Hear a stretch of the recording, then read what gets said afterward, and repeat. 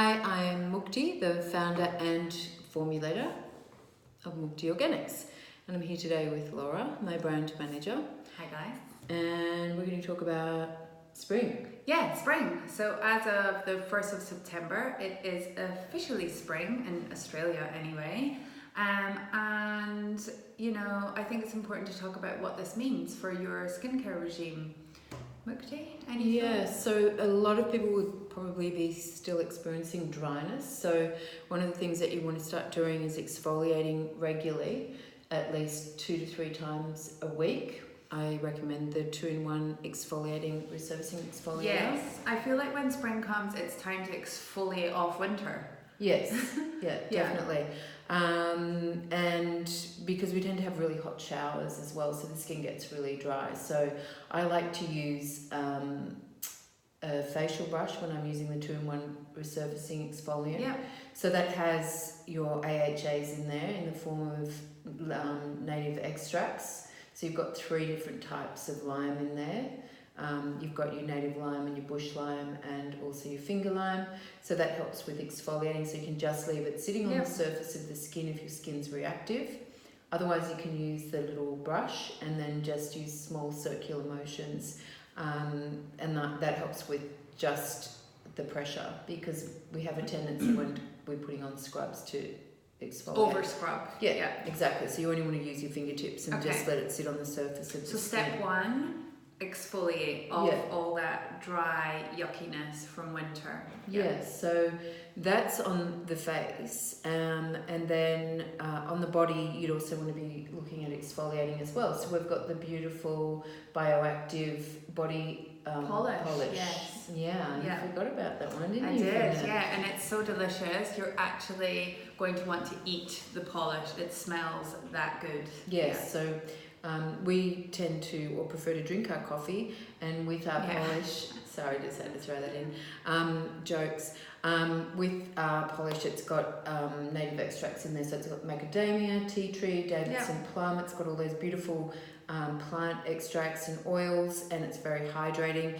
I like to use that with a mitt, and then I will hop in the shower, put some on the mitt, and then turn the shower off, and then exfoliate all over. Great. And I like to do that 2 or 3 times a week. It also helps preparing if you like to use a fake tan, for example. Like skin prep. Yeah, so you can use that for prepping the skin. And then when you get out of the shower, you use the Body Elixir, which works beautifully in conjunction with the polish. So golden oil, unbelievable.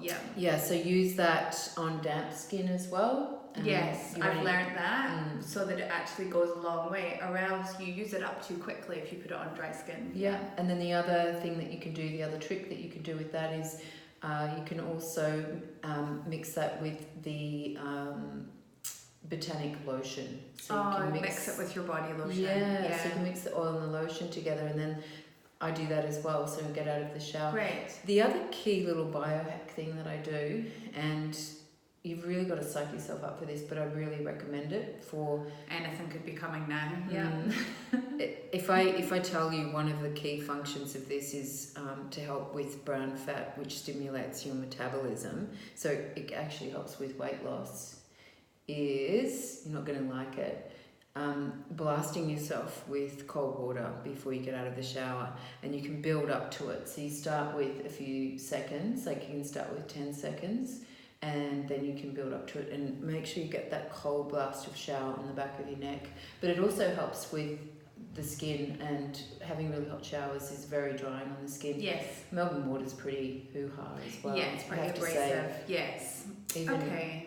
So they're the two things that I would do. Definitely incorporating exfoliation. And then the next really important step, you always want to use your mist. Yeah, there are certain things I think you do all year round. So you always mist before you add your products, so that you open up the pathways and you just get more bang for your buck, because your product spreads further. Yep, hydration and penetration.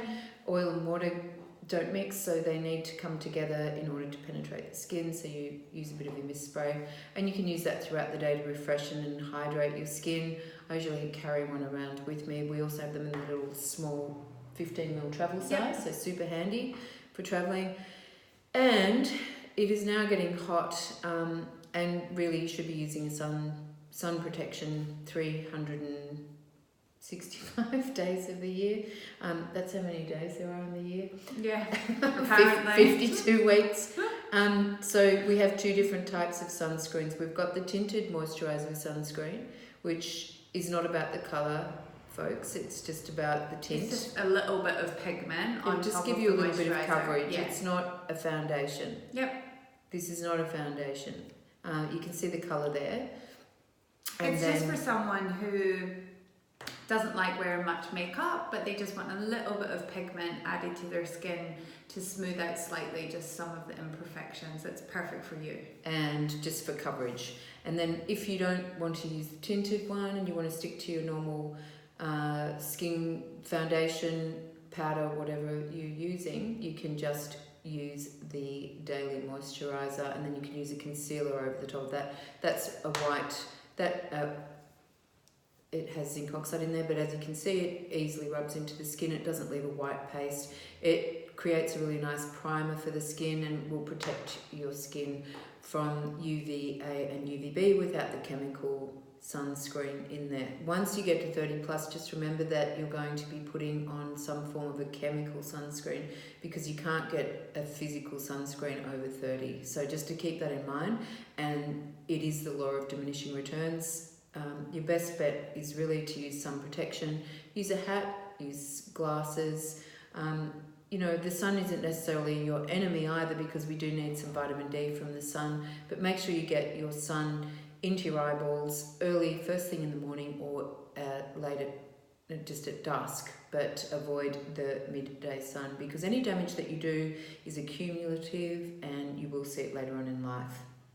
So they're probably the key tips for spring, and then just keeping your normal routine. Yeah. And if hydration's an issue, then start to incorporate something like your Hyaluronic Marine Serum, which is the new product. This is fantastic for any skin that requires hydration and also protection from UV damage as well. Yeah. Because it has the marine extract or kami seaweed in there. And the moisturisers with sunscreen, just going back to those, they've got knotgrass extract in them as well, which is really good for infrared radiation protection. Yep. Yeah, and your vitamin C is also good for that as well. So many things. Yeah. So, just to recap. Yeah, so to recap, we are exfoliating, which, as I said, I feel like we're removing all the yuck of winter. We're also exfoliating our body with the polish and using the body elixir to nourish it back with all that beautiful golden oil. And then we are adding into our routine a moisturiser that has SPF, because now the UV index has flicked above 3 all the way across Australia, and it will remain like that well into next year. So it's just about giving yourself that preventative care, because prevention is a lot easier than fixing it at the other end. So I think just with some of these simple steps, you can step into spring and really nourish and protect your skin. Thanks.